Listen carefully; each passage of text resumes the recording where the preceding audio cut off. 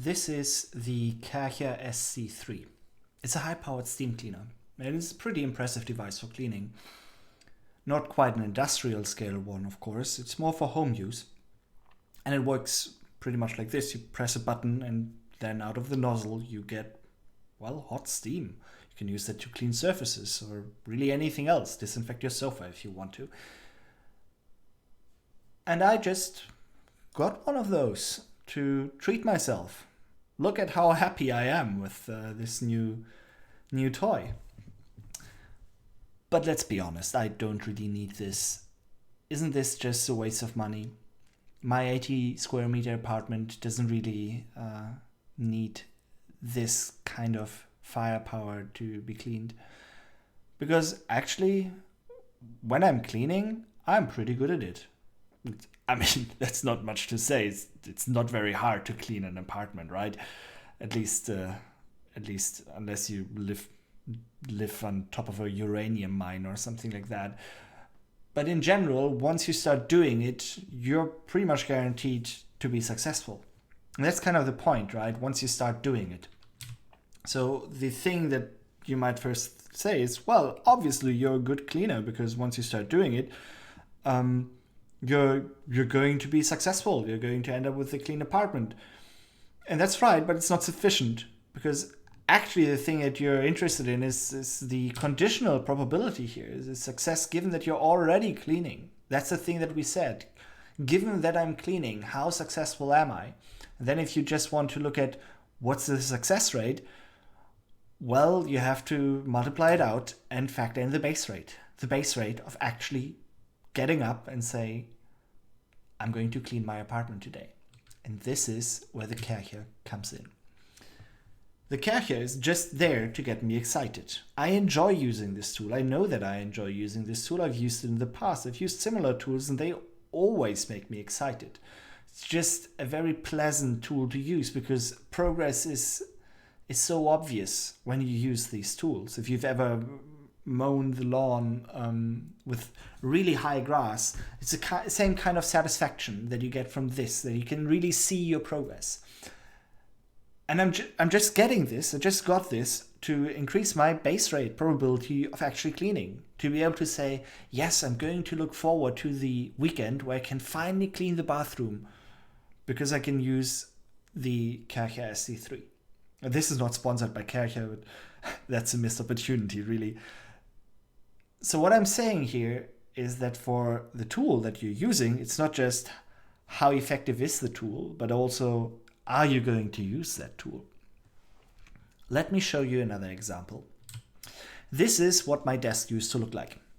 In the foreground, you see two devices. The ones with the white keys and the black keys, they're MIDI controllers. MIDI is a standard for recording music on computers. And one of these devices, the bigger one, is the one that I got first. It's pretty expensive, 350 euros or so.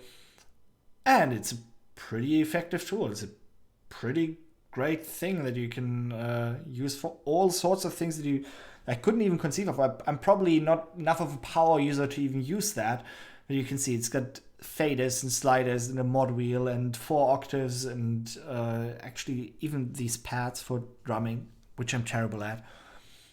But still, at some point, I decided to get this smaller one as well, which only has 2 octaves. And for all intents and purposes, everything that I can do with the small one, I can do better with the bigger one.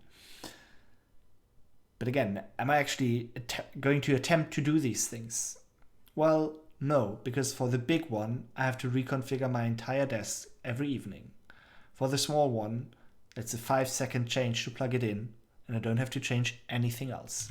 So one of them will make it very likely that I'm going to play it, no matter how effective it is. And the other one is basically, I'm not going to use that ever because it's such a hassle. And it doesn't matter how effective that tool is because the base rate probability of using it is just 0. So the effectiveness of this tool is really irrelevant.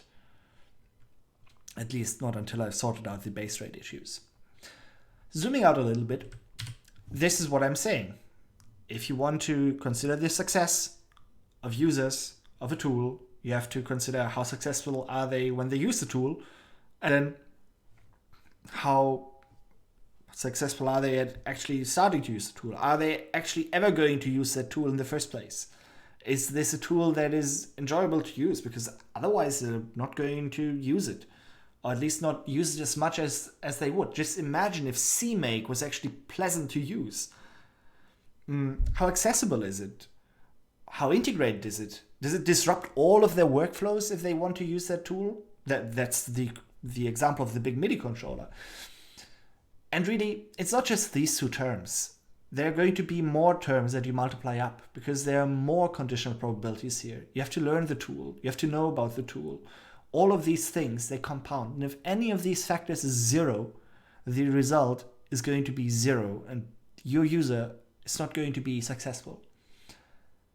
So you have to consider the entire pipeline. Otherwise, you're not doing your job. And I think that especially as software engineers, we're very prone to just think about how effective a tool is and then ignore all of the other factors. All of them. It's the same with making a game. You just think about how great it will be to play that game and not about how do I get anyone to play the game in the first place. So it's a common problem. If you zoom out just a little bit more, I think the problem is a little more abstract. So the way that I usually put it on the point is our job is to make success probable, not just possible. We shouldn't talk about enabling users to do a thing. Because let's be honest, computers aren't magic. Most likely, whatever we're trying to do for them, they could already do themselves. It was just too much of a hassle. They just didn't want to. They did the calculation, said, well, that doesn't sound like it's going to increase my probability for success. So success is not a binary thing. It's not success that you enable. And if it was, you'd have a slogan like, success is possible, which, let's face it, it's a shitty slogan for your business. Don't go there. Your job is not to make success possible. Your job is to make success likely, or in the best case, even inevitable. There's this great Scott Myers talk about API design where he talks about the pit of success. What you want users to do is stumble, fall, and then accidentally do the right thing. And this applies not just for API design, this applies for the entire pipeline. So of course the implementation details for what that will mean for your specific case will differ because you have different users, you have to meet them where they are, you have to think about their workflows, what they're doing, how they want to use your tool, what they enjoy, but the general principle still stands. Make success probable, not just possible. Thank you for listening.